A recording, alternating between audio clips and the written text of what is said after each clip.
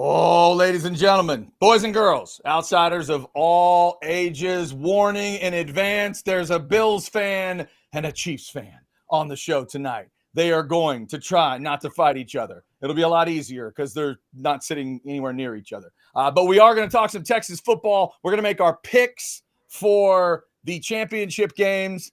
I think we all know what this guy's doing, and I think we all know what this guy's doing. We'll see what the rest of us pick on the AFC and NFC championship games. We got a country gorilla hanging out. I do not currently see Jason Dick, but you never know. He may just pop up and he may not be wearing a shirt. You can't ever tell. But we do know, speaking of shirts, that it is The Outsiders, brought to you by Poncho. I've got one of those great Poncho hoodies on tonight. So does our man Blake, the super producer. They are comfy as hell. Just because it's always fun to see him smile, there's Colt in a Poncho shirt. Yep, that's one of those first images we showed you of Colt out there fishing in that burnt orange. Texas fans, they've got all kinds of cool burnt orange stuff for you, including stuff with the word Texas on it, including stuff with that famous logo on it. You can check them out. The 40 Acres, the Earl, the Smoky. We've shown you all kinds of different ones through the run here on The Outsiders. Shout out to Colt and the folks at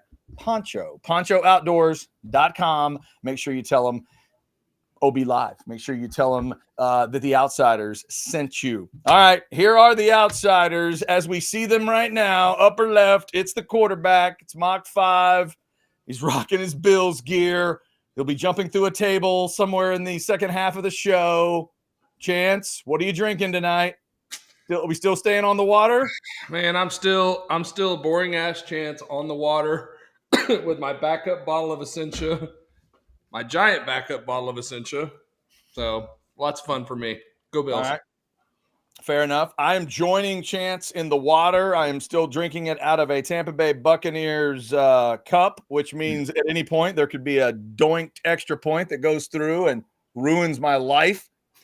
Y'all ran into the buzzsaw that was Jaden Daniels. Yeah, I was going to say, in the wake of Jaden Daniels are my Tampa Bay Buccaneers. And as a Cowboys fan, I also get to watch that NFC Championship game. Won't that be fun? That's a good one for you, buddy. I'm so excited. Blake, the super producer, is with us. This guy is going to have fun on Sunday. It's his 7th championship game in a row because it's just what the Chiefs do. Blake, what are you drinking tonight? The tears of all your victims? Oh, you bet. No, it's a Jack and Coke out of my Madonna number 9 Stroke with Dallas Stars cup today.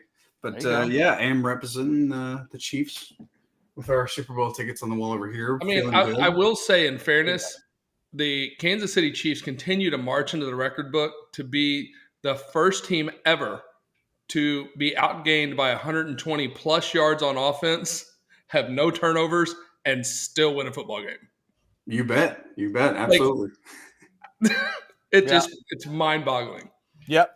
They are a score matters, sometimes box score doesn't matter team. You can look at a box score and it will not tell you what's going on. And for the record, I just want to be the first to say you can call bullshit on the personal fouls and the roughing the quarterbacks, but by the rule, it was the right call. Both of them were the right call. Like, if you have a gripe, argue about the letter of the rule.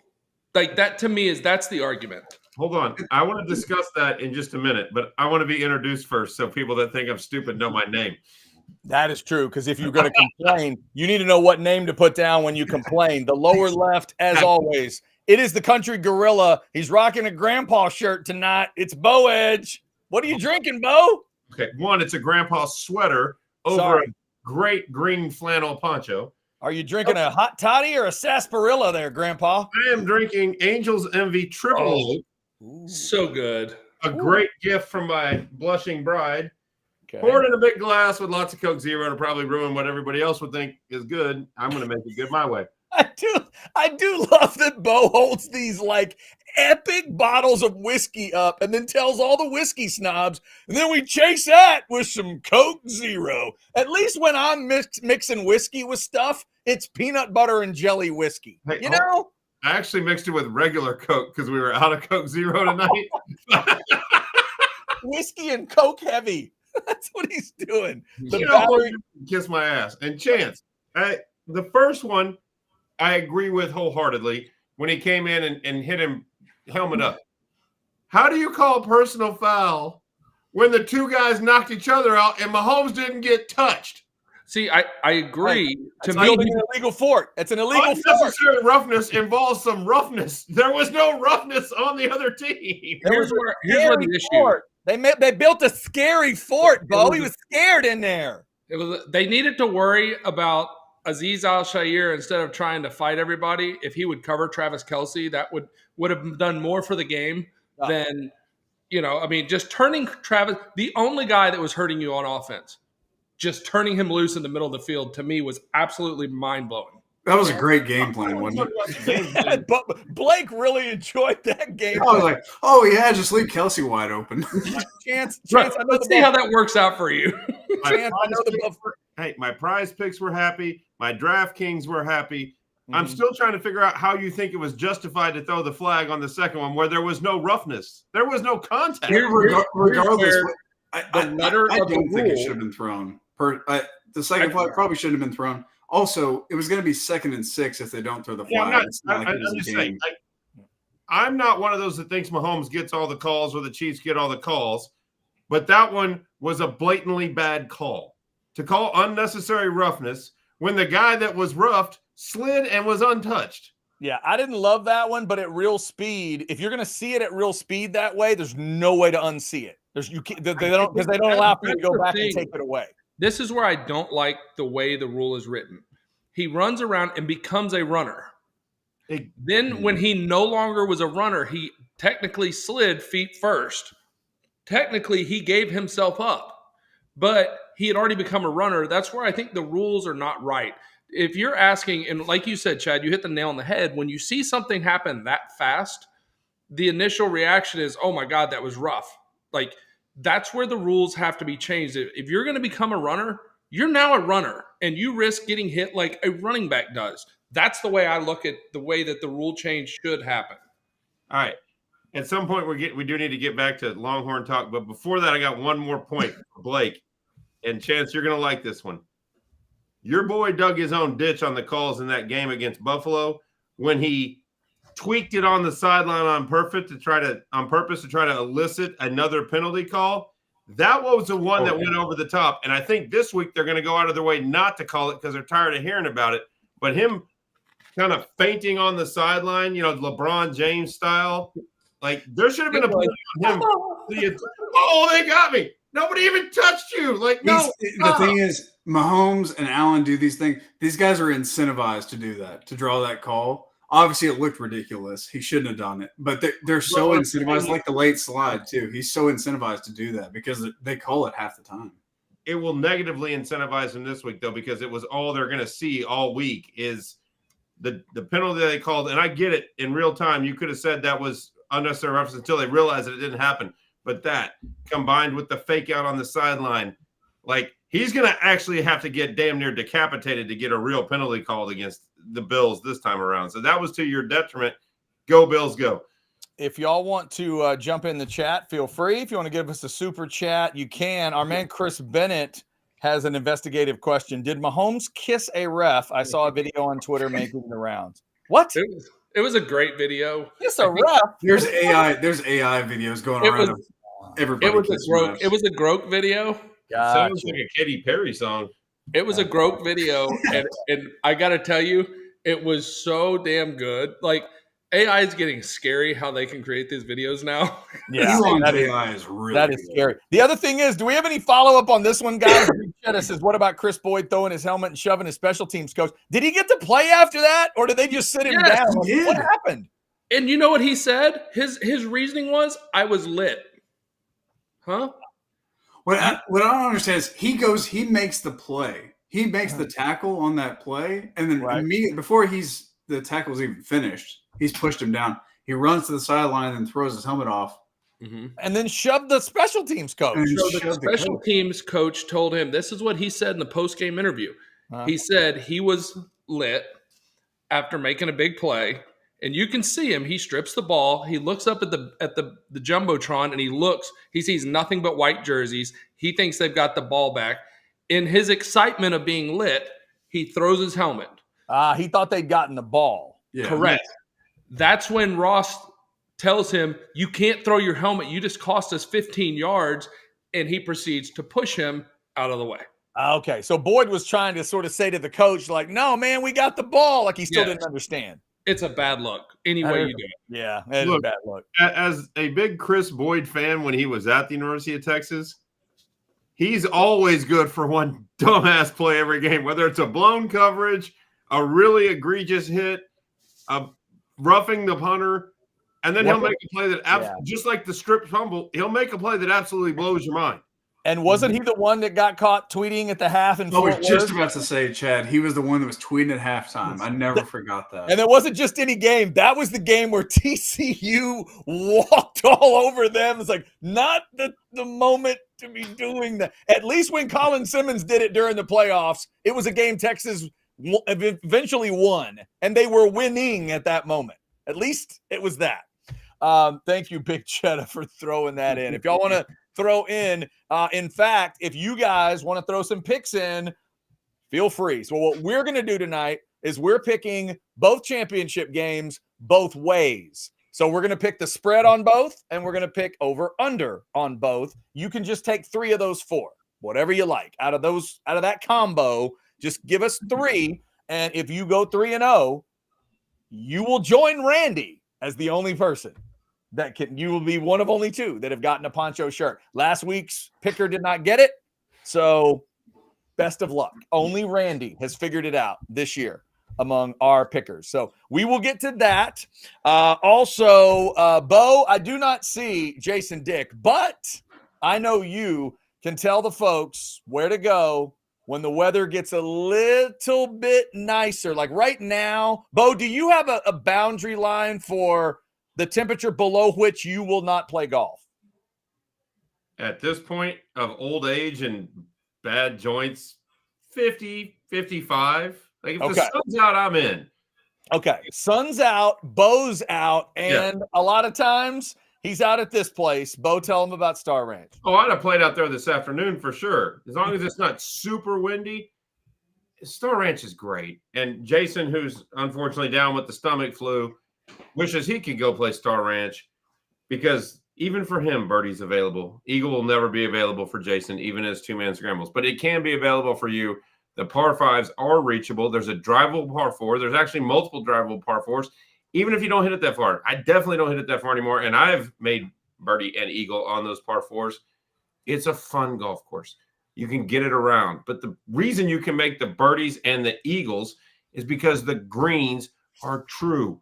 They roll smooth. If you watch any of the PGA Tour at Torrey today, they have Poa greens and they suck and people miss putts all the time. You won't do that at Star Ranch. You can make putts all the time.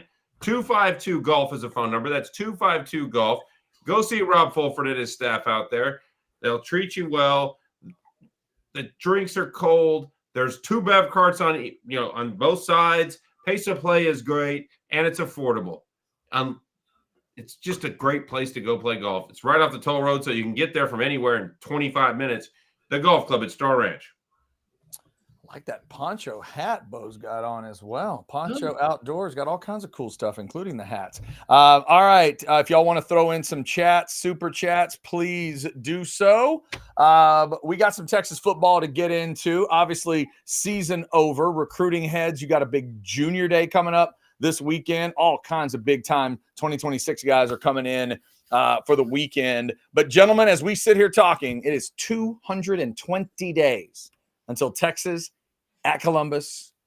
Not revenge, so to speak, because it's a different team, but Arch Manning's first game as the starter officially at Texas will be that ball game when it's his team, no doubt about it. 220 days away. And the way we phrase the show tonight is one more yard. I kind of like that idea, and I'll give Bo credit for that concept. And shout out to Tyler for coming up with the graphic of Arch against Ohio State and putting up the one more year, because that's kind of what it is, fellas. It was 1st and goal from the 1. You got to find that yard. Now finding that yard doesn't get you the win, but finding that yard prolongs that ball game. Chance, I'll go to you first since you are our quarterback. As you think about what Arch has already shown you what you want him to show you, what you think Sark might do with him. What's going to be a key difference for you moving forward in 25? How's it going to look different with Arch in 25 than it looked in 24? Well, I think number one, Arch provides a bit of a more of a safety blanket. Okay, mobile quarterbacks provide you the opportunity. Joe Brady's talked about it when he's talked about having Josh Allen, and you've heard Lamar and those guys talk. When you have a mobile quarterback, it relieves some of the stress from your offensive coordinator because he's more free to be able to make calls, knowing that if the call doesn't work, he's got a guy back there that can make a play and at least get you out of a negative play, which is a huge, huge thing. Because, look, we know, and I love Quinn. I have a lot of respect for what Quinn's done, but against Georgia, especially the first time, he was a sitting duck back there. We watched him, and as soon as there was pressure, it was not even he just went down. And so it provides Sark that opportunity. What it also does is it really helps in the red zone. It helps in the red zone with the ability for play actions, for bootlegs, for different things. So it makes the offense more dynamic, especially when you get inside what I call a super red, which is inside the 10-yard line, because things get even more compact. I mean, you still have room to work from the 18. When you start getting into the 6, 7, 3, 2-yard line, that field gets really freaking small. And having a mobile quarterback is enormously helpful for the play caller. Yeah. So look at the two teams that were in look at where the two teams in the national championship game, they actually switched quarterbacks this year to get more mobile. Kyle McCord was a quarterback. The team, yes, there are other changes, and Jeremiah Smith being one of them, and I get that. Same with Judkins, but the Ohio State team that was a playoff or in a 12-team playoff would have been a playoff team a year ago was led by Kyle McCord. By almost every single draft analyst, Kyle McCord is higher rated than Will Howard, even after Will Howard won the national championship, because Kyle McCord can spin a football incredibly well. Kyle McCord will never be confused with a mobile quarterback. Same thing kind of with Texas. They missed out on first and goal from the 1 because they did not have a mobile quarterback. They did not have a quarterback that they could trust to run QB power and get pushed in, because you try to do that with Quinn, and I'm president of the fan club. Quinn might break. When Quinn lost weight, we talked about at the beginning of the season that Quinn was losing weight to be more athletic. We broke our Quinn. You guys have an extra Quinn? Yeah, we broke ours. we broke ours. Ours got broke. I replaced my son's phone today because he broke his. I think replacing Quinn would be a lot more expensive than that phone. That's a lot more expensive in NIL terms there, Chance. Ohio State went and got Will Howard when he was not known as the greatest passer of the football, but he was known as a guy that can get you the 5 yards when you need it. Notre Dame got Riley Leonard, who will never be confused by anybody of being a great passer of a football, but he's a hard-nosed SOB, and he'll get you 10 yards when you need it. That's what Texas – I'm the Quinn guy, but that's what Arch brings that's different. If Arch can throw it even remotely similar to Quinn from an accuracy standpoint, then the offense did get an upgrade. Well, and I think that's not a knock on Quinn. That's just their skill sets. But to your point, Bo, they really are two different style quarterbacks from a standpoint of Arch's deep ball is really, really pretty. He likes to attack down the field. Where he has run into some issues is that 15 to 25 range, which was Quinn's sweet spot. Quinn was great at throwing those timing balls and hitting those guys in that range. And so there's going to have to be an adjustment. Texas fans are going to get their wish. They are going to have all gas, no brakes, throw the ball down the field. That's what I was going to – yeah. Because I think Sark had to adapt his offense the way it's – in his holy grail Bible offense, a lot of the throws that Quinn makes weren't in it. He had to adjust his scheme to fit the guy running the show, which I give Sark a lot of credit for, which is why I still think Quinn can be a very viable NFL quarterback in the right scheme. Not in all of them. In the right scheme, Quinn can excel. But Sark's base offense, what he ran when he was with the Falcons, what he ran when he was with Bama, is a lot more predicated on play action, hammers over the top, and short slants, not deep over the middle crossers, which is the one that Quinn actually threw the best. If you want to jump in the chat, feel free. Real quick, Chris Bennett's going to give it a shot here. Chris Bennett says, did I do this right? Washington +6, but that's an O for the over 47.5. Buffalo plus 1.5 versus Kansas City. We're actually going 2.5 on that one, I think, Chris. But then 47.5, taking the over on both. You did it right, Chris Bennett, but if you leave it that way, we're going to have to hold you accountable for all 4. And you don't want that. We can't let you have 3 out of 4. Freebie. Take the one you're less sure about and take it out of the equation. We get 4. You got to get 3 out of 3 because it doesn't. Yeah, you got to get all 3 right, Mr. Bennett. So you re-rack that one, send it back. Blake will see it, and we'll take that out of there right now. But we will figure out how that works. So if it was anybody other than Chris Bennett, Chad, I would say just let it stand and we'll give him 3 out of 4 works for 3. But we know Chris will respond within the next 2 minutes. Yes, he definitely will. Big Chet is giving it a shot. The Washington +6 and the over, Kansas City -2, and the see, you're taking all 4. You're taking all 4. It's dangerous. If you want to do it, that's fine. We're gonna have to make you go all 4 though. Cheddar will get it right too. Now we didn't do a good enough job explaining. Yes. I was too busy drinking. What's your excuse? 3 of the 4. We only make you all pick 3 things because we're nice. You take 3 of those 4 and check it out. By the way, according to Rex, I can help you all out. Fair enough. Well, cheers. There By the you way, go. Chad, You the man, Rex. I was watching your show, House Divided, today with regular host Anwar replacing. That's right. Anwar making his guest appearance, his weekly guest appearance when Catch has to miss. So I sent a chat in and you didn't reply, but that's okay. I'll take my lump of humility. Mm-hmm. When you make fun of Catch for only showing up 4 out of 5 days, what do you do for Jason who shows up 0 out of none? I'm just glad he sent the pics, honestly. I'm just glad he sent us his picks. We'll get those here in a little bit, and then we'll just move on. Did he just never leave Hawaii? Is that what happened? Did he ever Have you get heard back? from him since last week? I talked to him. He's got the flu, and it Oh, he's sounds. got The flu. Okay. And he Oh sent the pic. no! He's got something that we don't want on our airways. That's all. You can call it the flu or whatever. He got like. Use an expression that Chris Abbott gave me that everybody loved. He smelled like hammered dog shit.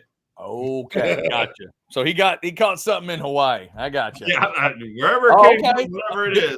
Big Chet is getting saucy. I want to take all 4 if y'all pick me this week. Okay. All right. Fair enough. Fair enough. He's getting bold. Also, Big Cheddar jumped in with this one earlier. Did Sark or anyone else ever confirm that Arch was in fact concussed after the hit he took in the second quarter? Big Cheddar, I never heard that confirmed by anybody. You never will. Yeah, I never heard it confirmed. Never will. You really think that Texas, when they don't have to, is going to put Arch on the books for already having one? So if he gets one in September or October, then they're making it a much longer protocol? Hell no. Yeah, he's just fine. That's probably true. We probably won't even get like a Mac Brown time bomb later on or a Steve Sarkisian. Oh, by the way, his hand was broken the whole time. You're right, Bo. But the fact that it's a concussion, you probably stay away from. If it was, you're going to stay away from it. Because it's not a broken hand. That it's kind of obvious when the dude's walking around the cast. Arch could have had his concussion. They got him home. They put him in a dark room for a couple days, and then school was still out. Then he could be released back into the wild, and nobody would be the wiser. There we go. We got Dante Cook, so nobody's going to go on Twitter and be like, my boy got concussed, but he'll be back. Chris Bennett, I see your picks. That is what we're talking about. He got the 3 picks in. We're about to make our 4 picks on these games. But before we do that, we've been talking Arch Manning. Chance going to talk to you a little bit about Arch Public. What up, Bills fan? That's right. Hey, our friends at Arch Public just had a great call with them today. I don't know how many, excuse me, I don't know how many of you guys are watching the news, but there's some interesting things going on in the crypto world right now. And, a lot of people saying you need to be holding Bitcoin in your portfolio. Well, guess what? Arch now has a product that will strategically buy Bitcoin and grow your portfolio if that's the right thing for you. They still have their other products that trade on the gap strategy, which is just basically betting if the gap is going to close from the overnight, and the swing strategy. All 3 of those products are available. What you need to do is you need to talk to them, visit with them, see if it's right for you. If it's right for you, I'm telling you, I have been thrilled with everything that they've done for me. I look forward to getting into the Bitcoin deal because I know that is, as the future goes, that's going to be a big part of what's going on. And I do want to add some of that to my portfolio. But at the moment, I'm trading the gap strategy. It's been wonderful. They've done great things for me. The best thing you can do is just go have a conversation with them. Scan that QR code or shoot me a little message on Twitter. I don't chase it all the time, but, I will get to it, and I'll get you hooked up with the guys over there. Have the conversation, see if it's right for you, and tell them you heard about them right here on The Outsiders. And it is The Outsiders, brought to you by Poncho. Check out ponchooutdoors.com. All right, before we get to the picks, this may be the last time we get to show you this graphic with my name on top of it because the Chance GPT is trying to run me down. The Bills fan is trying to catch me. These are the postseason standings right now. I'm only one game up. Heck, Bo's only 2 games back. Jason and then Blake lurking at 9-8. Hey, 3-2 last week, all right? Hey, you know what? I've seen your picks this week. It won't be. You can't get started until you get started, right? This week. Just got to crank it up. All right, so. I took a sneak peek, Chad. Yes. We're on the opposite side of every game but one. So if one of us, if I'm right, I'm coming over the top. That is true. By the way, I love that you took Grandpa Layer 1 off. That's still a solid Grandpa 2 layer right there. Well, this is a great flannel by Poncho. And yes, it is Grandpa. And like Grandpa, awesome. Somehow I matched the hat to the shirt, which was completely unintentional. But so that's a whole Poncho ensemble you've got going there. Oh, let's just hang on. Let's just take a good look at this. Look at this. Of Poncho. If you don't want to go buy a Christmas tree with that guy, I don't know what to tell you. Clark Griswold, eat your heart out. My God, it's fantastic. All right, let's get some picks, gentlemen. Let's see what face policy. It always wants to do that, but not quite. Not quite. He's in second place. This is your first place, at least for now. Let's get into some picks. I'm going to take, Chance is not happy about this, but I'm going to take Blake's Kansas City Chiefs. I will lay that 2.5. And I think we're going over. I'm just going to be a points guy this weekend because I'm seeing that there's no precipitation in either game. Just going to be cold football weather. But all these teams can score. And we do know that, when you got quarterbacks this talented, when you got offenses this good, I think we're going to have some points in both. So I'll go over the 47.5. And then I'm going to say the kid keeps it close.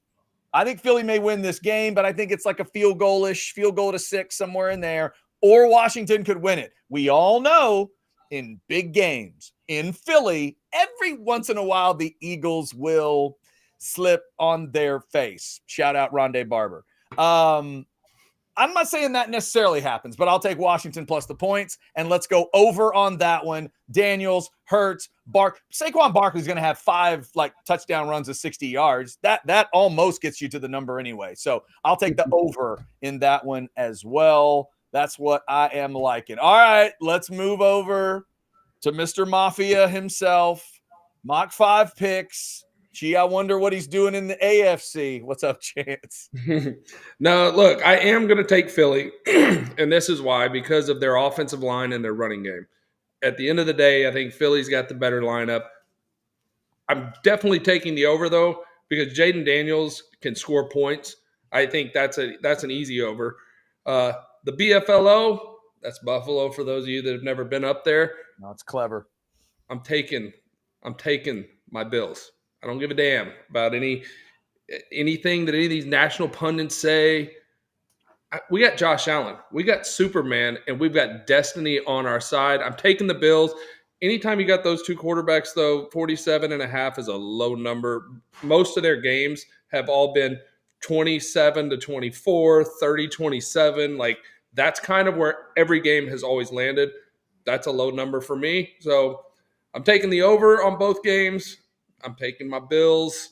And I think Philly ends up winning by probably somewhere in the 10 range.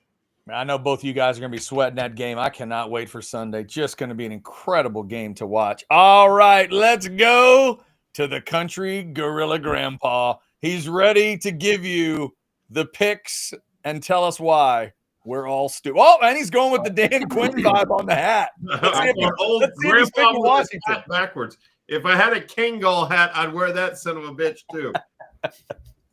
Bruce Arians style. Uh-huh. Look, Philly's just a better football team. Yeah, Washington, great job. You beat Detroit because there were 5 turnovers. Well, that's not what Jalen Hurts does. And that's not what their offense do. They eat the ball, they eat the clock, and Washington can't stop the run. Jahmyr Gibbs went for 1,000, it felt like. Well, what do you think Saquon's going to do against that porous run defense? Saquon's going to run it, Hurts is going to run it, and Jaden Daniels will make 1 or 2 mistakes chasing the points the entire time that his defense keeps giving up, and one of them will be the opportunistic turnover that puts the Eagles over the top. So Eagles over. High scoring, the turnovers get Washington this time.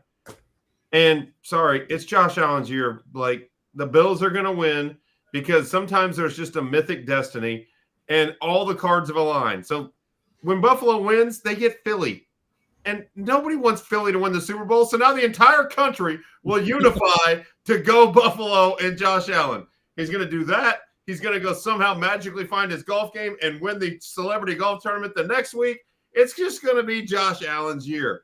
And he's, I'd say he'd get a hot woman, but he's already got one. It's all Josh Allen. But I'm taking under because I think these teams know each other well enough now that they're going to stop the things that the other teams want to do every single time. It's going to be a slugfest. It's going to be a field goal fest. Give me Buffalo.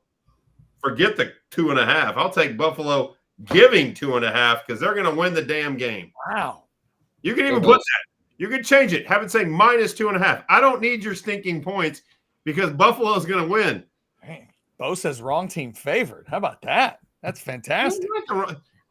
That's fighting words right there. You know what? Let's throw the bottom dweller up here. Let's hear his picks. Before we get to the bottom dweller. Not the bottom dweller. Not this guy. And before we get to this there guy, he is. Before that, well, you know what? Since Jason's not here, he doesn't get to go in order. So we'll let him. His picks can go last. Blake's picks will go right now. Blake, what's going on? Before we get started, you're damn right, Bo, that if Buffalo wins, I'm rooting for Buffalo over Philly all day. That's my point. The entire country can unify. This is a country that needs to be unified. The entire globe will unify rooting against Philadelphia because the only thing worse than Ohio State fans is Eagles fans. So the world can unite. Go Buffalo. Unfortunately, it's going to be a hate watch for just about everybody because it's going to be Kansas City and Philly in the Super Bowl. So the Chiefs are winning. Absolutely. Not because of 15, not because of 87, but because of the greatest coordinator of all time, Steve Spagnuolo. He is the man. He's going to hold Josh Allen to 20 points or so. He's never been able to do it yet. Hey. In the playoffs, he's done it every time. False statement. Hey there, Brett Kiesel. But the Bills have beaten the Chiefs in the playoffs. Calm down, please. They didn't stop Josh Allen. Tyler Bass did. Fair enough. All right, let him finish, and you can rebuttal. Anyway, the Chiefs are winning. And I'm picking the Chiefs to score enough, despite Spagnuolo holding the Bills under 27 points. The Chiefs are going to score 30. So Chiefs are winning. And then give me Washington. Washington plus 6.5, not to win the game. I think it's going to be close. I think Jane Daniels is going to have some magic, but Philly's going to pull it out. Saquon Barkley, probably a late touchdown run. And give me the under, maybe a slugfest in Philly.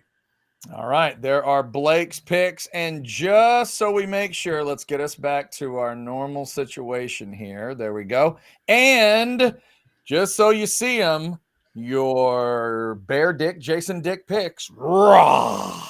He likes Buffalo with the points. He likes Kansas City and Buffalo going under. He's taken the over in the NFC game, and he'll go Eagles and lay the 6.5. Super Bowl 59 is on the way. If you guys want to jump in, remember, you take 3 of the 4 that we just picked and lay it out as a pick. We've got 1, 2, 3. For example, Nathan threw this one in.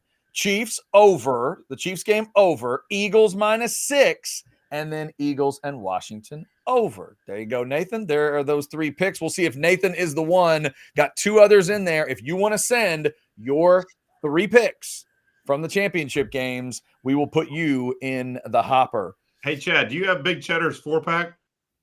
I have Big Cheddar resent a 3-pack, I think. No, Big Cheddar. Now this is a 4-pack. Yeah. He's got Washington. He likes the plus. We'll make it 6.5. Over 47.5. He likes Kansas City. We'll make that 2.5, Cheddar. And then he likes the under in the AFC.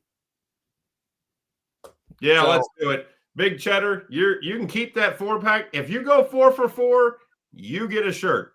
Okay. So we're going to someone else. The 3-pack can go to someone else. I'm telling Big Cheddar because he was so proud of his 4. And since 2 of them were the opposite of mine, and I am going to win 4, that way I'm very sure you get a shirt. All right, Cheddar. There you are. You're in for the 4. You're in for the 4, and the rest of you are shooting for the 3. This is an interesting one, guys. Let's go to ATX Bates and a $4.99 super chat real quick. Dad is trying to hook me up with his supermodel ICU nurse. Love you, Dad. Need y'all's best pickup line for a crazy hot nurse. Help an outsider out. Wow. You're going to need a bigger catheter.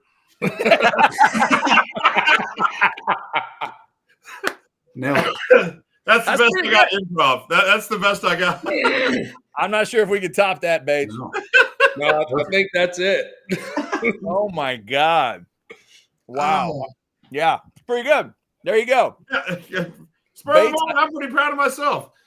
I think you should be. I think you got your answer, Bates, and we wish your dad nothing but the best. That is fantastic. ATX Bates, one of our great fans, and he was out at a lot of those watch parties at TCH Social Austin. All right, we're talking some Texas football. We're 220 days away from Texas and Ohio State. We're talking some NFL championship games as well. We will do more of that after we thank another one of our great partners. Here comes Sergio and his wife. Covert Ford, look out. Hi, I'm Sergio Garcia, professional golfer. And I'm Angela Garcia, a 7th-generation Texan. And as a child, I grew up on a ranch in the Hill Country, and we had countless Covert Ford vehicles on that ranch. I saw firsthand just how reliable Covert is and how their customer service cannot be beat. And just like in golf, being reliable, on point, and consistent is the most important thing. So if you want the best of the best, visit our friends at Covert. Man, that old steering wheel brings back memories. God, that's a great old steering wheel. I miss those trucks from back in the day. Shout out to Covert Ford and all of our great partners. All right, so we had some quarterback talk going on earlier. Little Arch Manning, guys. I have a weird theory about Arch Manning. I want to throw it out to you. So I don't know that I could be more excited than Texas fans about Arch Manning. I just love the singular nature of this whole thing. Because he happens one time in the history of the universe. That's it. He is one. I don't remember anything in college football that you could compare to it. But this is what I love about it. If I'm Sark, I know what he does well already. And all I need to do, ironically, is add in the Quinn stuff. Like, he's got the long ball, which Quinn's not good at. He's got the feet Chance talked about earlier. That's not Quinn's specialty. But fellas, if you start adding the stuff Quinn did do well, start adding perfect little swing passes, start adding the 10 and 12 and 15-yard routes, you fill all that in that he's been watching Quinn do. I mean, I think you got a hell of a weapon here. And I don't know if anybody in the country wouldn't trade for Arch Manning once we get into this year. It's possible I'm overcooking. But, Bo, I think 16 is going to be incredible, and I think the way he'll get there is just taking what he already does and then just go add that mid-range. Go add what number 3 was good at, and then I think you got a real weapon. Forget Quinn in this conversation. What he needs to do is go spend his summer with his uncle because that's where Peyton ate. Peyton was never known as a super deep ball thrower. Peyton was never known as a guy that was going to ramble out of the pocket. That's who Arch needs to be. He needs to take the deep ball that he has, the running ability that he has. He's basically a morph of Eli and Peyton because Eli was a lot more the run it out of trouble, love to throw deep balls up, 50-50 jackpots. Peyton was more methodical, but Eli won more than Peyton. Arch needs to channel the best of both, and all of a sudden you get a super quarterback. You get a Marvel's character quarterback, and I don't want to hype it up, but I think we'll know 6 weeks in if we got that. That doesn't mean he's not going to make mistakes. He's going to throw interceptions. He's going to make a bad read. He's going to do all these things. But if in 6 weeks you've seen the electricity that he can produce against real football teams, and I'm sorry I keep going back to this, but everybody lost their damn mind when he completed a deep ball against Mississippi State when their two defenders ran into each other. I'm sorry. That's a mistake play. That's a blown coverage. That doesn't mean the quarterback is God. I hope he is, and I hope it turns out. But you'll know after the way the UT schedule works out, by the time the Oklahoma game's over, you'll know whether he's magic in a bottle. I think we might know if he's magic in a bottle 6 plays in the next season at Ohio State. We might just see that magic right off the bat. I'm pretty convinced he's going to be the real deal, and that football IQ is going to be a real difference maker. It's just like if you go on Orange Bloods or anywhere else. People think that Texas can solve some of its offensive line deficiencies or people that left through the magic portal. Like I saw that multiple times over the week. Oh, we'll just go to the portal and get some linemen. That's not – the portal isn't Sam's Club. You don't just get to walk in with a cart and be like, I want linemen. Well, people have – see, Bo, here's what you're just not imagining it right. The portal is like Sam's Club if you could call up the 5-gallon jar of mayonnaise and ask if it's interested in coming to your house. But like you can figure that – you got to work it a certain way, but you can kind of find out if the mayonnaise wants to come hang out at your house. My point about the portal, though, is this year's crop of offensive linemen in the portal was like if you called ahead to Sam's Club and they said, yep, we checked in the warehouse. We're all out of mayo. But we got something else. It's this Dijon mustard that goes really well with potato salad. Well, no, it doesn't. But either way, like Texas didn't like people were making it out to appear like Texas is not aggressively pursuing the portal or Texas isn't getting the guys that others. Go find me these magic linemen that were in the portal. There weren't any. The portal at this point is a lot more filled with skill position players that don't think they get enough reps or enough balls thrown to them, running backs don't think they get enough touches, and quarterbacks that are getting passed over. And don't forget about 32-year-old punters. Well, that's okay. if anybody wants one, there's a 32-year-old punter from East Carolina. Matt McAfee is somewhere in the portal. You just got to find it. Hey, you know what? If you can kick a ball, I don't give a damn if you're 60. You can kick a ball. We could use a place kicker that could kick a ball, so I don't care if Bert Auburn's replacement is 100. Roll him out. I was going to say, the Australian guy's not 32, is he? He's not that old. He's not, but the dude from East Carolina, and he is 32. Yes. And they're like, he's hitting the transfer portal, and he replied on Twitter or X with the greatest reply he's ever. He's like, I'm also finishing with 2 different degrees and something else, or he like threw it in their face so hard. It's what you would expect from a 32-year-old that's not running the streets like a college student, like, yeah, I'm transferring, but I also got 2 degrees in this deal. And I sent you the picture of where Mr. Auburn is now, guys. Did y'all catch that one? I cannot believe, Bo, that you saw some innocent kid in the HEB parking lot that had Bert Auburn hair, and you had to take the picture to send to him. Hold on. I sent y'all a picture one of my friends sent me. Oh, you didn't do that. Okay. I think it was a female too, FYI. No, it was a dude. Oh, well, that's even worse. The Hob has confirmed he took a picture of a dude and said, here's Bert Auburn. Questionable. First glance, I thought it was a guy, and then I thought it might be a girl. I can't tell. It was nice hair. I mean, either way. This isn't Austin Powers. That's a man. No, I think Auburn would be jealous of that hair. All right. What you're not going to find in the portal is a Brandon Baker, a Neto Umozolo. Like those guys are already on the roster. You're not going to find guys that are better than those guys. Now they're going to have to grow, just like Arch is going to have to grow. Those guys are going to hold down this offensive line. And I don't think that Texas gets the credit they deserve when there were big names. There were guys that filled in this year and did a really, really nice job. And Texas did a phenomenal job of making sure they stayed because there was some talk going around there. And so it's not always going to the portal and getting somebody new. It's being able to fend off some of these other schools that want to pay your linemen $2.5 million a year and being able to keep them. That's a huge get, but it doesn't make it out into the news cycle. So then people don't hear about it and they don't realize it. But Sark and the team behind there did a phenomenal job of keeping everybody happy and in that locker room. Trevor Greasby is a monster. Like, he stepped in and immediately was a difference maker. Yeah, Chance, you're right. The retention part is big. Also, maybe big that, number one class by the end of it, once all the class rankings were laid out, and Lance Jackson got a 5th star and Khalid Lockett got a 5th star. Texas did end up with the number one class in the country in 25. And to that point, with the transfer portal, Texas was very selective last year about who they went out and got in the portal. And Texas was very selective this year. They went and got guys. Sark preaches culture, and we're starting to see that play out on the field more and more and more by how they, like, when he went and got skill position players last year. Look at who they were. Matthew Golden, multiple years at a program being a leader. Silas Bolden, senior leader. And that doesn't mean they hit on all their ones in the portal, but the guys they're getting are guys they think are going to fit specific spots. Big, Bill Norton. He wasn't brought in for any purpose other than what he did.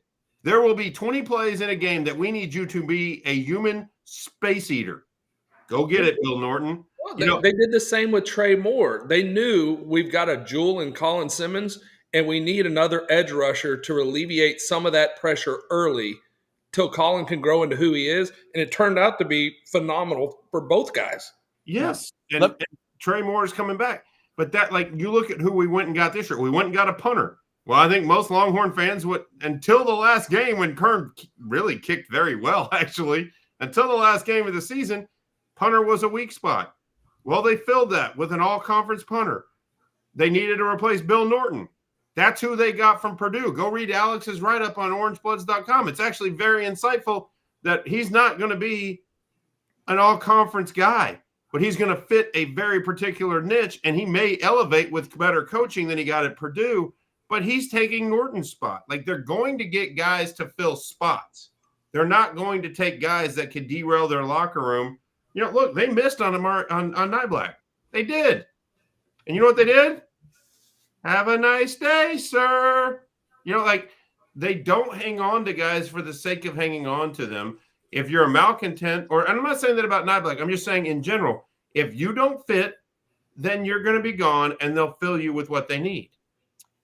Big Cheddar threw in the idea too. Not exactly portal guys, but I get what he's saying. You can view Taff and Trey Moore as ads for the upcoming season because both considered leaving for the NFL. Technically, I get what you're saying there. Those are big guys. That's a big deal that they're coming back. Specifically with Trey Moore, who I think the coaches thought was going to leave. Like, he came here on a 1-year plan. It took him 6 weeks to get up to speed, but when he did, he became a monster on the field, and he did free up Simmons, and maybe they freed up each other.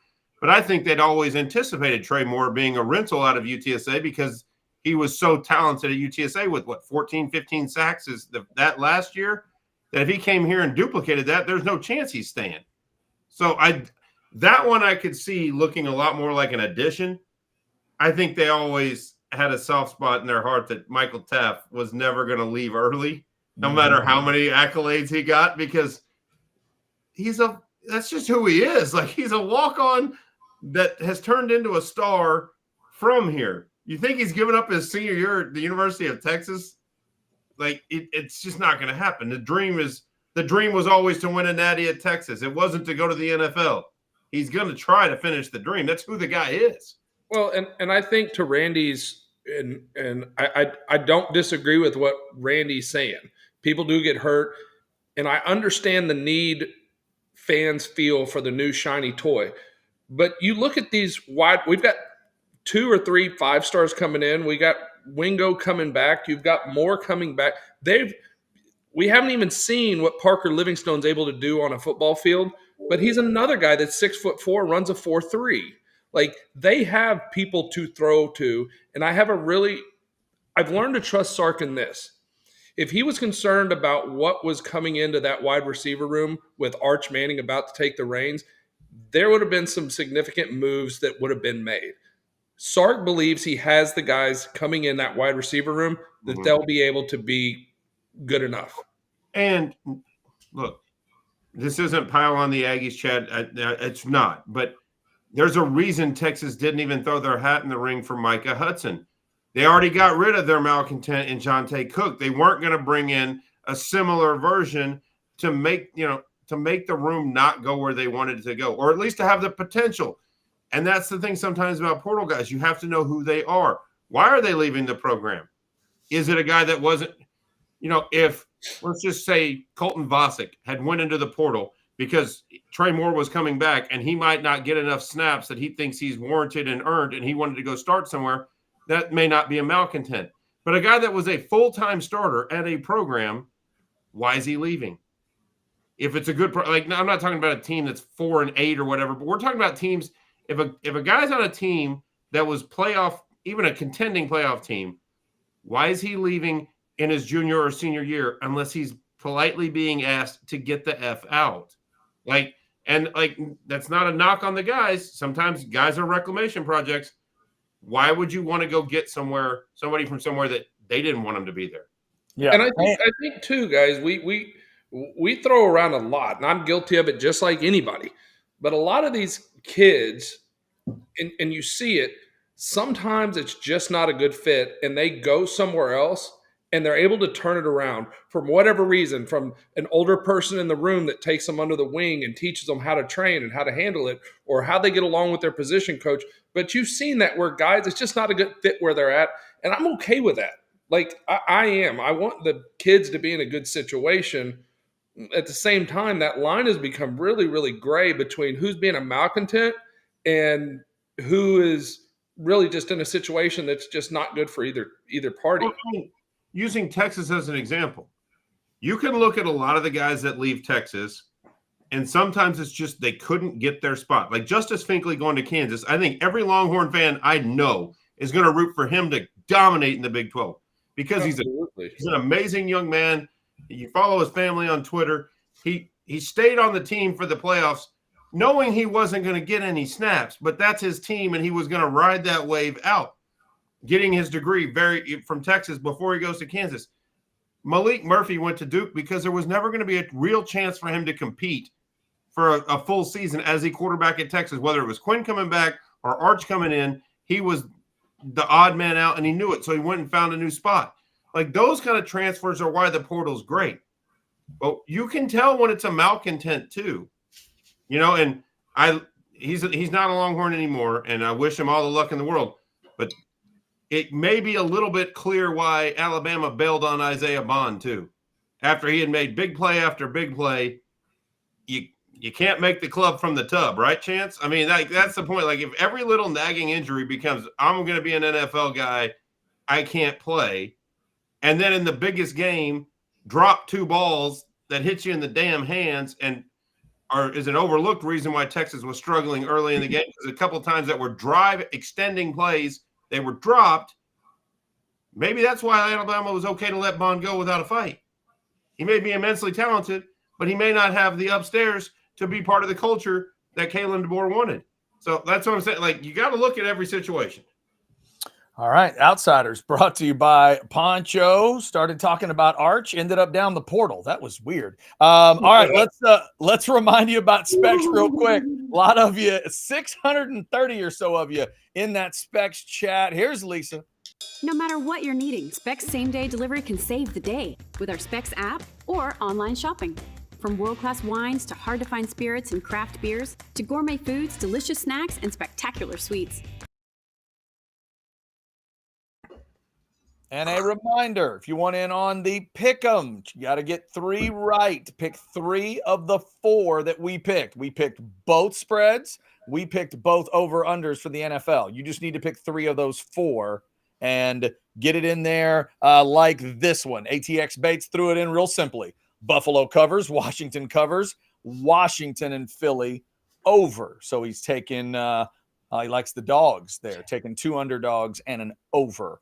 And we'll see. Also, this motion has been thrown on the Outsiders plate. Kyle says, I motion that if no one else goes 3-3 on picks this football season, that henceforth it shall be known as getting randied when you go 3 for 3 next season.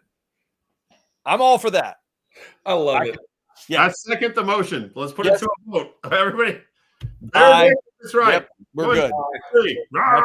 Okay. Kyle, if that happens, we will call that. Yes, you will Randy. You will be getting randied if you do that. All right, so get your picks in. We will get that taken care of. Also, we will thank another one of our great partners around here. It is time to play that game, kids. Let's go. Let's go. Come on. Let's have a little fun. Look what I picked tonight, Blake. Oh. Excellent choice. I decided to go with your alma mater. We're going to go with a little Texas State tour. Look at all the cool stuff. By the way, look at this. SWT. If you're one Wait, of those. hold on. Chad, go back up. Go back up. Yeah. Where are you going? Oh, there's that one right there. Top right. Except this one's got the state of Texas on it. Right there. Oh, look at that. Oh, I see. You got one there. See? There you I got go. one right here. We got some SWT stuff. If you are SWT people and you are a purist, you want a little SWT action, you can do that. Look at that old school hat. You got that? Look at that. There's some more selection for you. I think there was a shirt. Where's that loud shirt? They have Do like they change colors though, Chad? Where'd it go? Look at this loud shirt here, gentlemen.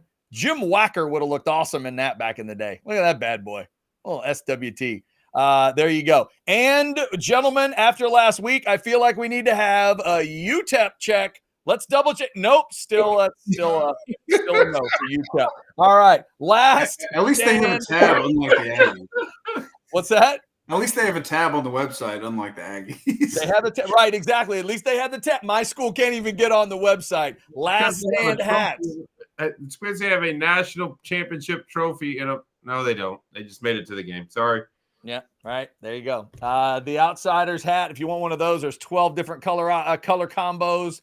Go Outsiders 10 on the promo code. It will get you a little discount on whatever you like. And make sure you mention Outsiders or Orange Bloods Live when they ask how you heard about it. Last Stand hats, the True Fans brand. Longhorn fans, they got DBU hats, and they've got all gas, no break hats, and they got hats that celebrate volleyball and swimming and Coach Reese's legacy and basket, just all kinds of baseball. If you're into the hardball season, which is obviously about to begin, you can get yourself a cool Last Stand hat for that as well. Thanks to them for being a great partner of ours. Let's see if anybody threw us we're getting the chats in on the picks. And all right, just making sure here. Talking some Texas football. So excited about Arch Manning? Like, are we pumped about Arch? Because I'm like, somebody put in the chat earlier, like Aggies would tell you that Marcel Reed's better and whatever. And I'm sure maybe they would. But deep down, fellas, I cannot think of one fan base that wouldn't want Arch Manning in 2025. And y'all get him. Like even the Florida people. If Florida wants Chad, we love DJ Lagway. Florida would not trade right now. I would. If I was in Gainesville, the chance to take Arch Manning away from Texas and see what it is, come on, man. I'd do it. But to do that, give up what could be Lamar Jackson 2.0, who already has half a year under his belt, and a team that believes in him, that'd be a scary proposition because Lagway is the future. They do love that guy. That's it's a beautiful thing when a fan base locks onto a guy. I think you're right, Bo. I don't think they would trade Lagway. How about those two guys? That's Texas' first conference game next year. Is Arch. Everybody's talking about Arch at Columbus. That's 220 days from when we're talking.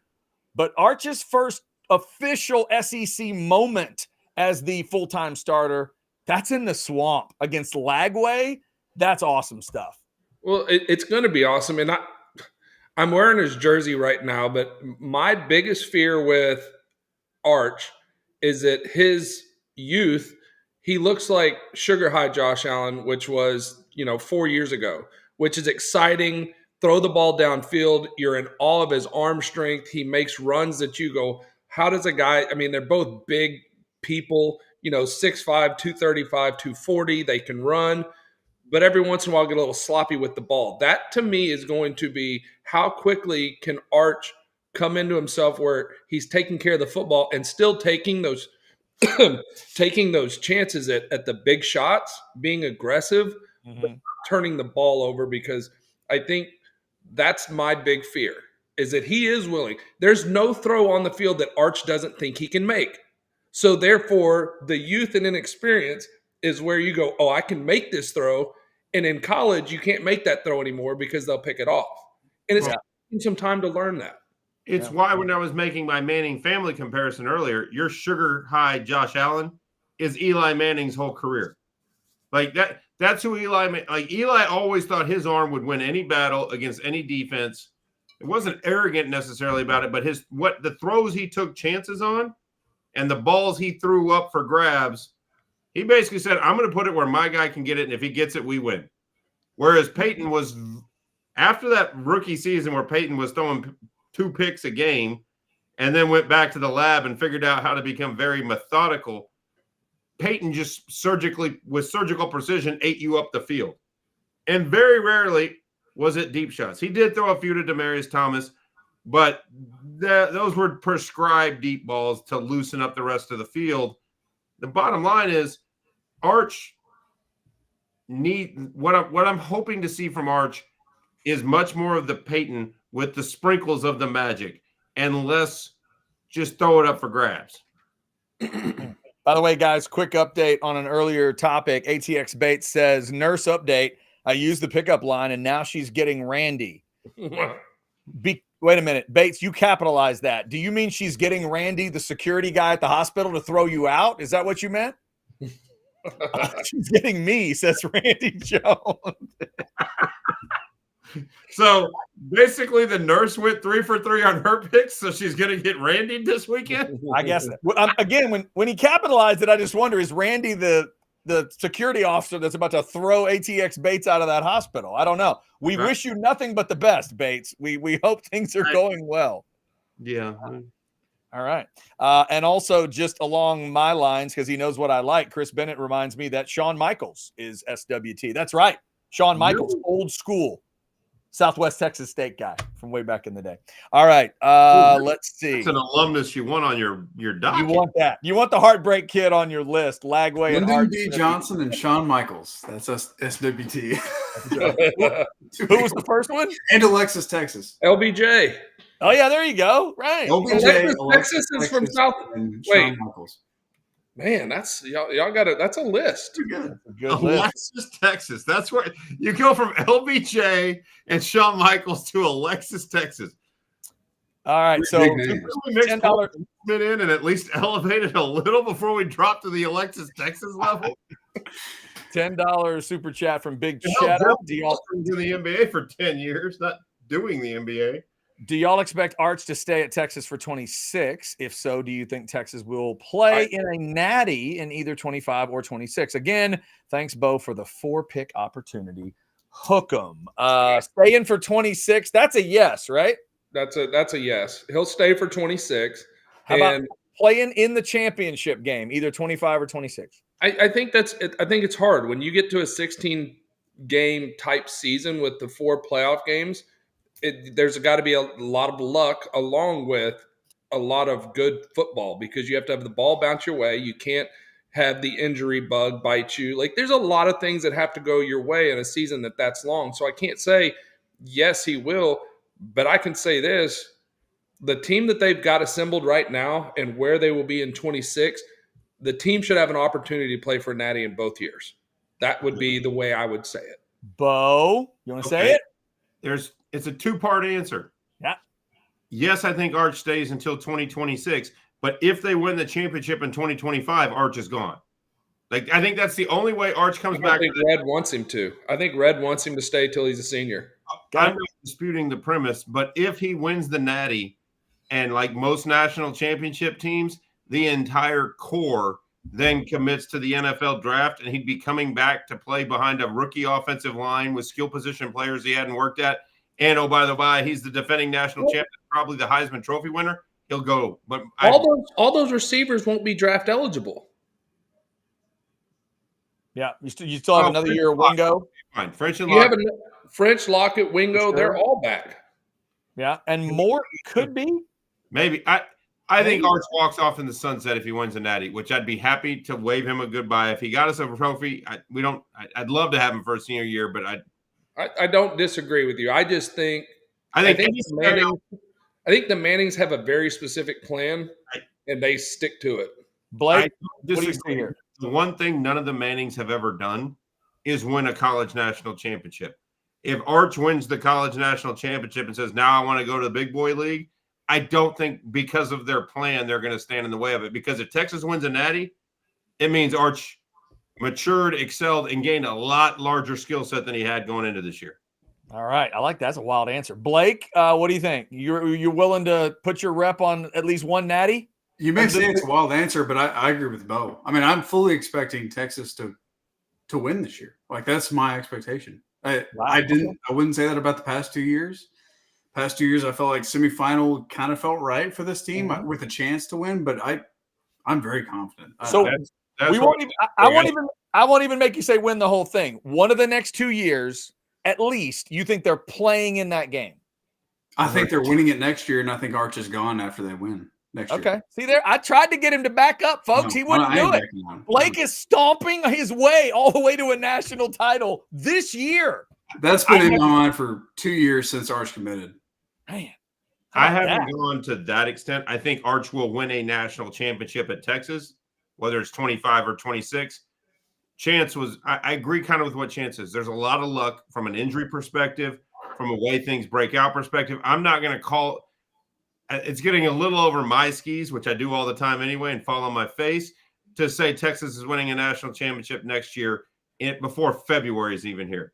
We don't know who's going to get hurt, especially on the line. If all of a sudden this line loses Gooseby and Baker for the season and he's being protected by guys that have never seen the field before, I'm a little more worried about if Arch can hold up for 16 games to get us to a national championship.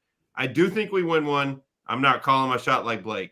I tend to agree with Bo that, freak injuries could happen. I think Texas has as good of a shot as any other team in college football to win the national championship. And Texas is going to start the season in first or second going into next year. Yeah, and I think talent-wise, except for Jeremiah Smith, maybe, they match up. What's the starting Arch Manning? Texas would not be number one or number two going into next year. Yeah. The reason everybody just assumes Texas is going to be right back where they left is because of Arch Manning taking the helm. Also, real quick, clarification. Randy said Stevie Ray Vaughan did not go to Texas State, unfortunately. That would be awesome if he did. He did not. George Strait did go to Texas State, though. So there's your look at that. King George. How do you go to Alexis, Texas, and you forgot King George the first time? Oh, I didn't forget it. I just thought it'd be funny if I said Alexis, Texas. Really? Right. You would call it Alexis, Texas versus is this a tab that's open on your computer right as we speak? Well, not right now. He spent a year monitoring the chats on Chad and Ketch's show. He knows the type of people that's where I recall the name from. Above all of them. That's fair. That is so fair. No, I'll say this. As someone who attended the university, that is the most well-known local celebrity while I was there. During that time period, that is who people reference when it's like, who went to college here? Oh, Alexis. Did you go to school with her? No, but she was who was referenced as, like, for my age group, like, I don't even know how old she is. I have no idea. I just know I've heard the name. I've heard of it, but I've never seen it. Oh, yeah. Yeah, I have no clue what y'all are talking about. But then again, I go looking for last stand hats, UTEP style, all the time. All right. ATX Bates with a $4.99 super chat. Buy or sell, Sark keeping Arch for senior year is more important than Mac keeping sell. Sell. No, I don't know that anything can be that important. No. I would sell that because of what season they were coming off of. I don't think Ricky didn't have the pieces around him that Arch does. Yes. If you want to get excited about when Arch leaves, look at KJ Lacey's film because it'll blow you away. That guy guys Sark has coming in after Arch are going to be just fine. Hey, Blake, what are you doing? There's no need for that. There is no need for what happens after 16 right now. Let the we got 1 year at a national championship with 16, and then it's KJ Lacey's team. You got to bathe in this, man. One time. He's going to keep saying hello, Blake. That's all I'm saying. Do y'all want to know why I love the NFL so much? is because our quarterbacks are locked up for 6 and 7 years. And when you got a good one, you're like, all right. Yeah. Well, that's cool too. Like for both of you guys that are going to watch that game Sunday. Now, one of you's already got Super Bowl rings in your pocket, so that's one thing. But for years now, Blake's had his guy. Now it might be he's one of the best ever. Yeah, so the Chiefs are just like, hey, here's $500 million. Like, stick around, please. But Chance, you've also been in that situation too. You found your guy, and no matter what happens, you get your. And that's what I'm going to enjoy about this next season, and maybe too with Arch Manning. I think we're about to go into a period from Texas fans wanting to blame the quarterback to Texas fans wanting to blame everybody but the quarterback. And I kind of like that time. I sort of like that feeling when a fan base locks into a guy like they did with Ricky, like they did with Vince, like they did with Colt, where he's the guy. When you're my guy, I'm going to come up with anybody else I can to blame stuff on. I think that's where we're going here with Arch, because I think it's going to take a lot for Texas fans to bitch about him specifically. Well, they'll bitch about everything else. I think you hit the nail on the head, but this is where I think Texas fans are really, really excited about this upcoming season. You referenced Blake and I's quarterback. As long as the Chiefs have Patrick Mahomes, they have a chance. As long as the Buffalo Bills have Josh Allen, they have a chance. And as a fan base, you know you have a chance. That's why quarterbacks make so much money, because when you have a quarterback that you believe in, you feel good. And I think Texas fans did not feel great a lot of the time with Quinn. Whether that was justified or not is not. But they do feel that about Arch. I think they feel that anytime Arch is in the game, we have a chance. And that creates when you have that much belief in a player, the natural thing to do is to justify in your head why the guy that you love is so good. It's a natural human reaction. So it's going to be fun. So the 180-degree opposite of that is when your team has Will Levis. So you start rooting for pick sixes in the first quarter because it gets you closer to the first pick in the draft. And if that fails, we're going to bring in Mason Rudolph. So, you really got to feel good about that too. Yeah, there really is. The guy that we got rid of in Malik Willis goes to Green Bay and puts up 300 yards subbing in for Jordan Love. In Tennessee, yeah, this is what I think is the truth. Sandman is speaking the truth. Arch is the chosen one. I'll love him even if he throws 3 interceptions. Sandman, if he throws 3 like obvious, ugly, horrendous interceptions where there's no one to blame but him, maybe you kind of criticize him, but I see what you're saying there. I'd have faith in Arch, even if he did that, to make the comeback. See? Even if he made those mistakes, right? He's explosive enough to make it happen. So and that's what Chance has with Josh Allen. That's what you have with Mahomes. Both of you guys, y'all could both watch pick sixes in that first quarter on Sunday. Pick 6 one way, 7-0 Buffalo. Pick 6 the other way, 7-7. And then both of you are like, well, do you want to change quarterbacks? You'd punch me in the face before I finish the question. And I think that's the beauty of what's about to happen with Arch. As weird as they've been in the past about stuff, there's not going to be grumbly grandpa sitting in his Bo Ed shirt going, that Trey Owen, like he'll get beat up before he gets it out of his mouth. Okay, well, you know what? That's what I deserve, because while you're talking about when Chance's quarterback throws a pick 6 and when Blake's quarterback throws a pick 6, I've lived it and know that there's no comeback. My quarterback on the first game of the year, his shining moment, he's beating the Bears as hapless as they ended up being. Yeah. They lost because he threw a pick 6 when he was trying to throw it out of bounds on a play that had blown up, and he undercut it, and the guy picked it up and went yard. That's a key. That really is a key difference between the 2 quarterbacks of the 2 guys on the bottom of this screen. When Levis panics as he's falling down, it turns into that circus of a play. But when Blake's guy does it, it's an all-time touchdown to Travis Kelce in double coverage. Like, by the time the ball gets there, there's like 3 guys there. It's more of a, look, Mahomes is in trouble. What's he going to do? Both of these guys. But think about this. Both of those quarterbacks this year, just this season, have done chest passes of more than 15 yards for touchdowns. Like, both of these guys have gone like that for touchdowns.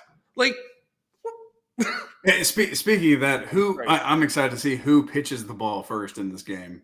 Someone's going to pitch the ball, and it's going to go for 30 yards, whether it's Guaranteed. Josh Allen or Travis Kelce. Oh, Someone it's is gonna be a crazy pitch play. Yeah, little pitch plays, hook and ladders, trick plays from Andy Reid because he always loves to do that. Crazy formations from the Bills. It's going to be so good. Speaking of so good, Bo Edge. Go ahead. I'm sorry. No, go ahead, Bo. What do you got? I'm gonna ask Chance if he thinks Mac Hollins going to dress up like Chief Wahoo when he's walking into the stadium this week. Chief Wahoo.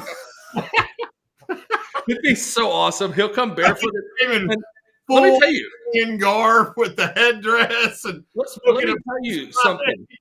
That ground in Buffalo and in Kansas City and those cold. It's cold. Like it makes your bones hurt. And that fool's walking around barefooted. Like, what? I would hope feet must just be numb. Like, here's my hope that there's some trainer that watched him do it the first time in normal weather, Chance, and has at least gotten him some kind of a sticky substance that he puts on the bottom of his feet, like mold. Like, what do they call that stuff? The like moleskin, the stuff you could used to cut up and you could put it to prevent blisters and stuff. Like, please tell me somebody's got that on his feet. Like, dude, you're an NFL receiver and it's 12 degrees out here. What are you doing?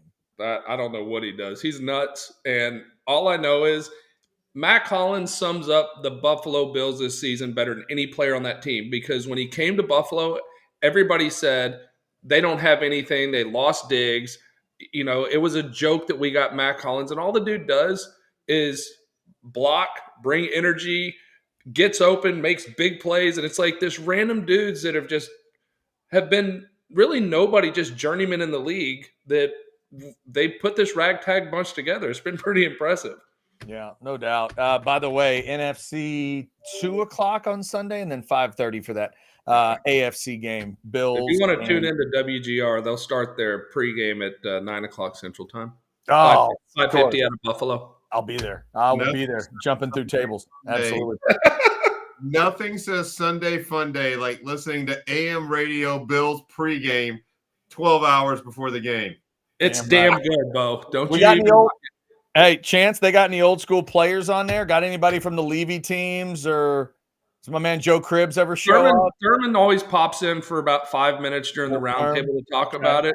Joe Ferguson in the house ever? But Eric Woods is their play-by-play guy, who was a center for the Bills for a long time. So. Eric Woods. We get any what was that by Pete Metzelaars? We get some we get Ross Tucker on there every once in a while. Yeah. Does Shane Conlon make an appearance? Oh, Shane Conlon. That was a player. Andre Reed will call in. Jim Kelly will call in, and you hear Jim Kelly talking, and it's just like this. He's go Bills. Does Steve Tasker show up with full mullet? Steve Tasker with the Steve Tasker does the noon show called One Bill Live. Of course he does. Does Scott Norwood do the post game? No, he's not allowed. Matter of fact, he's residing in Florida right now, the opposite of where Buffalo is. If I were Scott Norwood, that's probably where I would be too. That's so wrong. That is so wrong. Little Scott Norwood joke for the kids. All right, Bo, before we get out of here, can you calm the people down and tell them about Rogue Shop and all of the benefits, please? If you can bottle up the feeling that you felt after 1st and 1, all the way back to 4th and 10, ended up with Jack Sawyer going all the way to the house. If you can sum up the feeling that you had right at that moment, where you wanted to punch a hole in the wall or scream, that could have been alleviated with a trip to the Rogue Shop. Go online, scan the QR code, go to the Rogue Shop. Whether it's pain, physical or emotional, anxiety, you just want to get a little more energetic, you want a little more pep in your step, you want to have some focus in the afternoon, they have a product for you. They have multiple delivery mechanisms, whether it's lollipops, edibles, pre-rolls. They have a brownie kit you can do. Basically, you go to their site and you figure out what you want to feel better, and Rogue Shop will help you. Perfectly legal, ships right to your doorstep. Promo code OUTSIDERS gets you 10% off. And once you fill that card up, you're going to want that 10%. It's rogueshop.com. Tell you what, Magic Lollipop sounds kind of good. Sounds kind of like that idea. By the way, I just figured it out while Bo was doing that last spot. I was trying to figure out what's on that poncho hat. It's a fish. Yeah. It looked like a weird little cartoon character walking for a second, and then there it is. Okay, it's a fish. It's a nice hat, Bo. Would you like one? I like. You know what? I might. What kind of back we got on that? We got like a trucker hat. What is that? Oh, it's old trucker mesh. Yeah, let's do it. Hey, let me. I'm a little whiskeyed up, so let me write it down on my magic Santa Claus list. There we go. Let's get that done. And since we mentioned it, it is The Outsiders, brought to you by Poncho. We're rocking all kinds of Poncho gear tonight. I put this hoodie on this morning because it was cold and I just left it on all day. Go back and watch all 3 shows I did today. This is what I was wearing. It's incredible. Blake's got one of those on as well. They've got multiple colors. They've got the hood design. They've also got just the crew, like long sleeve. I got one of those too. They are beautiful. Bo's rocking one of the flannels. Bo's rocking a hat tonight. And the T-shirts are the most comfortable thing in the world. I sleep in those year round when it's not cold, and I end up sleeping in one of these when it is cold. So check out Poncho whenever you get the chance. Let's see. We showed you Colt earlier. We haven't shown you this one in a couple weeks, but there's Colt driving in a poncho at a fast rate of speed. There he is fishing at a fast rate of speed. We've shown you the flannels. We've shown you the fishing shirts for the kids, the Longhorn stuff. It's just so much at ponchooutdoors.com. Just go shopping. Short sleeve, long sleeve, whatever you like. Chance and I are a little bit partial to that mother of pearl snap look, the Western look, because it just feels good. And they're super magnetic, so they don't like bust up like the old school ones did. Check them out, ponchooutdoors.com. All right, fellas, anything else we need to hit before we hit the door? We never picked the picker. We got to pick the picker. You're right. Good point. All right. So Big Cheddar is Chance with his 4-pack, but we have to pick the 3-pack. Okay. So outside of Big Cheddar, who we're allowing to do the 4-pack, we have 1, 2, 3, 4, 5. I think I picked it last time. I'll let one of y'all. Sorry, 4. Looks like 4 others. Chance, in honor of your Bills, pick one and hope they pick the Bills. There you go. Right. What does Barefoot wear? What's his number? 13. He wears 13, so that's a 1 and a 3. Put them together, it's a 4. It's a 4. All right, go with 4. In go with honor 4? of Mac Hollins. 1, 2, 3, 4. Oh, look who we're going with. Let's go, Dirt Lawyer. Kansas City and the points. Washington as a dog, and the Kansas City Buffalo game as an under. I hope you lose. Dirt Lawyer, 2 things. We do love that name, and I also love that picture. I believe that's a Texas-shaped waffle, which is fantastic. Blake, do we have that documented for Dirt Lawyer? Lawyer? All I need to know is one. There's one game that he picked, or she. I'm not going to be into people's sexes by their names, but one game I'm going to be watching on Sunday. I don't care about that Washington game. No, there's one game, and I know exactly. So you don't even need to write it down. Yeah, Chance can handle that under part. What he doesn't want is the Kansas City by 3 or more. I just hope that if things don't go Buffalo's way, that somebody makes sure Chance is okay. He can't drink right now, and Buffalo loses. I'm going to call Rogue Shop. Chance, yeah. Chance, hey, Rogue Shop, just preemptively, can you send a small care package? Text me. We'll get it to Chance's house. Only open in case of emergency, but just in case. Let's make sure he's. So I'm assuming that Blake Chance is going to be able to handle a loss, even though it will be tough. He does have Super Bowls. He's got a back-to-back that he just watched. So that's one thing. Not only handle, I'll be rooting for Buffalo. If Buffalo wins, there you go. And he would root for your team in the Super Bowl. But if you watch Patrick Mahomes and the Chiefs win again and head back to the Super Bowl, have you thought about what your emotions could be as a Bills fan on Sunday? Oh, I'll be rooting for the AFC. I'm an AFC guy, and okay, you'll be able to move on. I mean, I'll be pissed, and I'll probably be wearing my Bills jersey to watch the Super Bowl, just remembering what could have been. But yeah, I'll just be glad it wasn't the Bengals. That's all. Damn right. It's going to be fun this weekend. And it'll be fun, Longhorn fans, in 220 days when Arch Manning and the Texas Longhorns go to Columbus to Let me restate that. If I have to live through another 13-second debacle, I don't know if I will be able to handle that one. Ooh, yeah, that was tough. Like, I can take just getting beat. That 13 seconds, if I have to relive that, that's going to be. I don't think any of us are surviving another one of those. I'm certain. I was certain of two things when I watched that. One, that dude is one of the baddest to ever do it. And two, had John Madden been calling that game, it might have killed him. Like, John Madden freaked out when Brady went after that first Super Bowl win and didn't just take it to overtime. If he'd have watched Mahomes do that in 13 seconds, I just don't think his brain would have computed it. I think you would have passed out right there in the booth. Well, you forget there was 3 touchdowns in a span of like 58 seconds. Oh, It wasn't just the 13 seconds. It was like 250 to go. Just absolute madness. Yeah. That was silliness. I didn't even feel down and out when that kickoff happened. Genuinely. I was like, maybe. You knew there was time, right? You'd seen it. You'd absolutely seen it. And just a weird bit of history before we get out of here. Chris Bennett reminding us that Buffalo played Washington in Super Bowl 26. Yeah. That's true. That is true. We will not talk, Chris Bennett, for the benefit of Chance Mock about what happened in that game, because Chance probably remembers what happened in that game. We will not talk about that. All right. I think that'll do it. Let me double check, make sure we didn't miss a super chat. We did not. Thank y'all for sending them in. Thanks to Jason Dick for sending us his picks and then not doing the show because apparently he's sick out there. Get well soon, Jason Dick, with whatever flu you got going on. And hopefully Jeff Ketchum will be on House Divided tomorrow after missing the show today. He just can't do 5 straight shows with me. Got to take a day off and breathe and make somebody else do it.